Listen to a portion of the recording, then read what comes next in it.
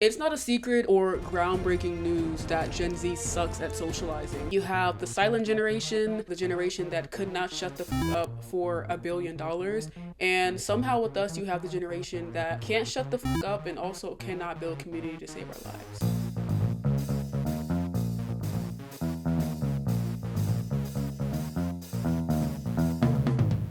The widespread loneliness that we experience as a generation is partially the result of our reliance on hyper self-branding as a way to make friends and build relationships. We like to think that we're pretty progressive in comparison to our predecessors, but in all honesty, what they lacked in emotional intelligence, they more than make up for socially. Think about how many of us idolized the 80s and the 90s, even the 2000s. A lot of that is because of how easy it was to socialize and build community back then. But now, even the best of us aren't that great off. Even the few Zoomers who have managed to be pretty well socialized rarely possess the ability to function socially without the crutch of some shared brand. Not interest, but brand. The truth is, most of us are incapable of building friendships unless that person presents as some version of ourselves. That is some brand that we recognize. And what is that if not avoiding vulnerability with extra steps?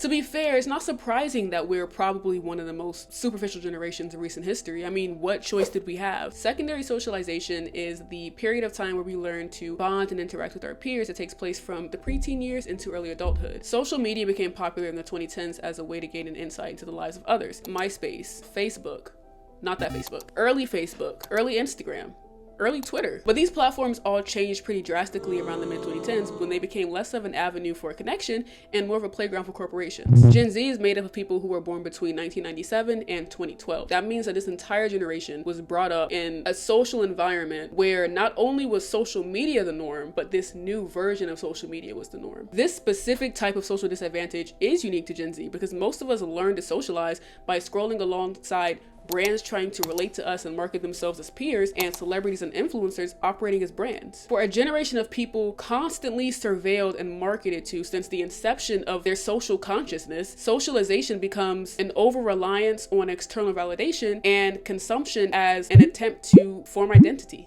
So we consume to affirm ourselves of who we are and this identity that we're trying to form, and then we post and share to prove it to others and gain their validation. And of course, the desire and the need for validation and connection isn't wrong and it's not new. But when we struggle to form identity, what are we even asking for validation of? And if it's not a validation of our true selves, then how can it be satisfying? We curate these brands to market ourselves to others and connect with people who share that brand or subscribe to that brand. But there's a very important distinction between business and pleasure, and it's just as important to differentiate between friendship and content. And of course, we all know how brands work, logically at least. We know that they market themselves to profit off of consumers. But we don't pay as much attention as how those behaviors that we learn to replicate translate into the way that we build relationships and friendships. We're not lonely because we don't make any friends. We're lonely because of the way that we make friends. When my attempt at making friends becomes me marketing my interests and hobbies and political ideologies, that reduces the forming of relationships to a transaction. We both like this thing, this project, so let's talk about it. Let's connect over it. But what happens when that thing, the music, the project, is no longer there? What is left of the friendship? How many friends can you call for no reason? How many friends can you call when you're falling apart? Now, if you're lucky enough to have never been posed the option or really the obligation to market yourself as if you were for profit just for the chance at social connection, that is, if you were able to get through high school before the complete commercialization of social media around 2014, then maybe a decent amount. But if not, ask yourself, how many people truly know you, who you are, beyond what you consume? And are you included in that number? My point is, we really need to recognize how our over-reliance on self-branding when it comes to who we choose to spend time with is hindering our ability to be vulnerable. And of course, when it comes to a connection forged over a shared brand, it makes sense to continue strengthening that bond through that brand. And depending on the relationship, we may even begin to scratch the surface of emotional vulnerability. But the difference between a shared interest and a shared brand is that the latter exists partially for the purpose of strengthening the brand itself, not the connection and not the relationship, not even your identity. For example, if I like the gym, but I only connect with people who look the same as me or want to achieve the same build as me or buy the same gear as me. That's not a connection over a shared interest, that's a connection over a brand. Because if I was really bonding over interest, then a shared interest in physical wellness would be enough. But when it comes to bonding over a shared brand, an interest in wellness isn't enough. That interest must manifest in the same ways. And in order for that to happen, the mental and physical content that we consume must be the same. It's not enough for two people to like the same thing.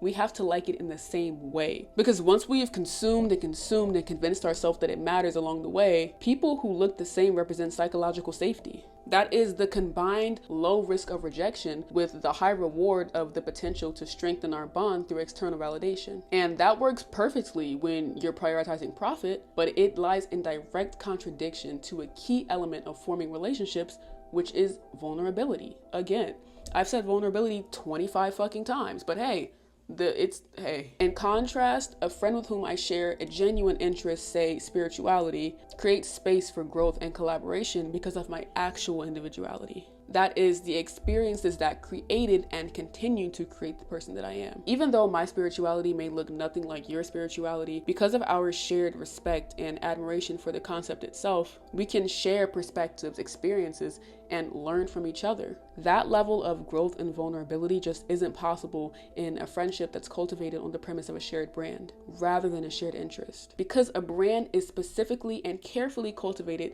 to promote one message, appeal to one group of people, it has to meet a minimum level of uniformity to exist. So the concentration of energy will grow, but more in a way that a cancerous cell or a weed multiplies and inhibits the growth of healthy organisms and a thriving environment. You know what I'm saying? Like the weeds is the consumerism and the healthy environment that they are inhibiting is vulnerability. So my proposal to you, try to go for a friendship that you wouldn't normally go for. Try to make a friend who you don't have any shared interests with on the surface level. See how that challenges you to be more vulnerable with yourself and with your peers. Because a friend who you share little to no interest with is a great test for social vulnerability. There's no crutch to lean on, there's no script to perform, just you. So when we can't bond over TV shows or music or movies or books or fashion, there's nothing left to talk about but ourselves. And because so many of us can't answer that question without the distractions, it first requires a deeper level of internal vulnerability. That's where it begins. And we're all capable of it. Just because we weren't born or socialized or raised with this ability, that doesn't mean that it's not something that we can't access and grow and practice. You can, I have. If I can do it, you can absolutely do it. And this isn't to say that prior generations had some supernatural ability to connect with themselves that we just lack, but they never had to because it was never stripped away from them to begin with. But my Gen Zers, on the other hand, my Zoomers, when I see a friend group, you guys look related, or you look like you were drawn by the same artist. You look like you're in the same cartoon at the very least. But hey, look at those stupid, angry, emotionally repressed boomers, right?